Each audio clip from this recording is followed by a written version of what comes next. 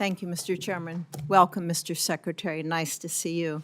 I appreciate the review that you're doing in the department over the programs that you have there, and as you try to make taxpayer dollars be spent efficiently. Looking at broadband programs, the Broadband Funding Map continues to be a major priority of mine. The map tracks all federal dollars being used for broadband deployment, as you know. And the goal is to avoid redundant overbuilding and wasteful funding. However, we have had issues with agencies that do not collect or report this data consistently, if at all. By law, NTIA has a key role to collect this data from federal agencies in addition to submitting their own program data to the FCC, which houses the maps. Will you commit to prioritizing NTIA's work to support the broadband funding map and ensure that these dollars are optimized? Sounds smart, yes. Thank you. Are there any other areas where you think that NTIA's broadband programs can maximize funding to make sure that they meet the intended purposes?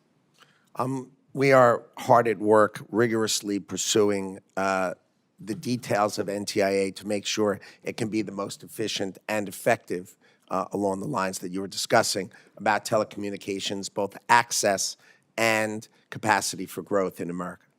You and I have talked about the BEAD program in the past, and I know you have your work cut out for you in reviewing that program, especially with all the red tape that the Biden administration created for that program.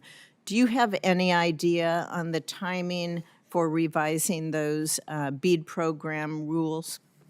Yes, so my expectation is we will put out the notice of funding opportunity, the NOFO, shortly.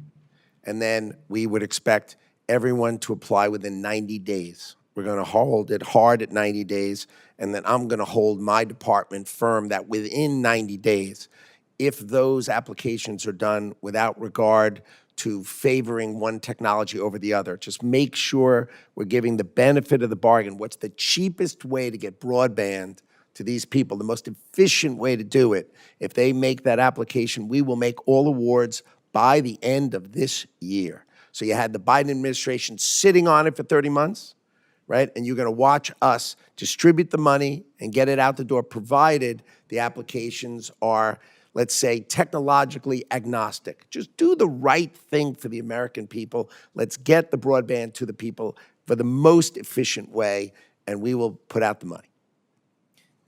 I'm excited to see broadband deployment take place to areas that receive no service. We have a number of companies in Nebraska that are able to do that through the Universal Service Fund, through the BEAD program, to be able to get that connectivity out to these very sparsely populated areas. There's a vastness to my state as to others here.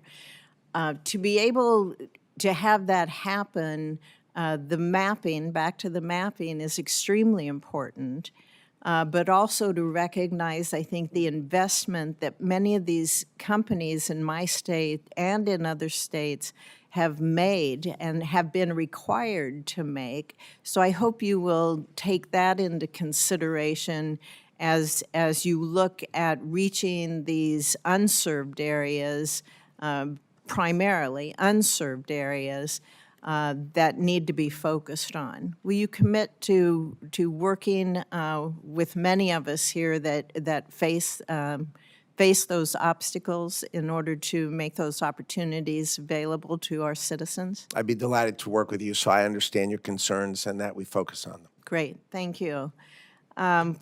You have many bureaus and you have many programs to cover in making sure that the department uses taxpayer dollars efficiently. And among these are key grants that support Nebraska's development districts. I was pleased to see that they all received their grant approvals this week. That greatly assists our rural communities across the state. As we move forward, Can these development districts rely on consistent communication from the department about their economic planning grants?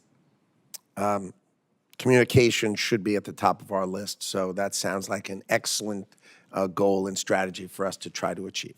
I appreciate the openness you've had with my office. I hope that continues with all members of the Senate so that we can work together. You have an important job. You cover many, many, many areas. You have a broad jurisdiction, and it's very important that these things get done and happen in a reasonable amount of time. So I thank you, sir. Thank you. Thank you, Mr. Chairman.